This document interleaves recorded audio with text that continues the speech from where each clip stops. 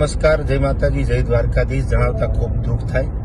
ધંધુકામાં ગઈકાલે બે રમીથી એક ભરવાડ સમાજના યુવાનનું મર્ડર થયું. આની પહેલા પણ કિશન ભરવાડનું મર્ડર થયેલું. આવી માનસિકતા ધરાવતા જે ન્યુસન્સ છે, હિન્દુ વિરોધી માનસિકતા, તો સરકારશ્રીને અપીલ કરીએ કે વહેલી તકે એમને કડકમાં કડક સજા આપે અને આ પરિવાર જે છે એને ન્યાય આપે. રહી વાત બીજી કે ડાયરા ખૂબ ભેગા કર્યા છે, તો તમારા દુઃખમાં પણ ભેગા છે.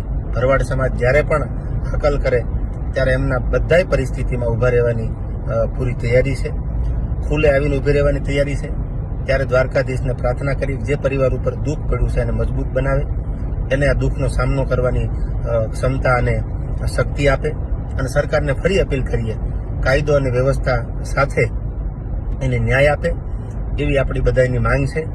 અને હિન્દુ વિરોધી જે માનસિકતા ધરાવે છે અને વહેલી તકે જો ડામવામાં નહીં આવે તો આજ આ ભરવાડ સમાજ, કાલ કોઈ બીજો સમાજ, કાલ કોઈ ત્રીજો સમાજ, આ બધા હિન્દુ ઉપર જ્યારે આવા ઘા થાય છે ત્યારે આ પાંચમી ઘટના છે હું જાણું છું ત્યાં સુધી, તો વહેલી તકે આનો કંઈક રસ્તો નીકળે એવી સરકારશ્રીને આપણા બધાની અપીલ છે.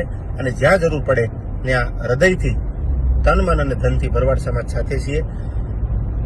જય સિયારામ, જય દ્વારકાધીશ.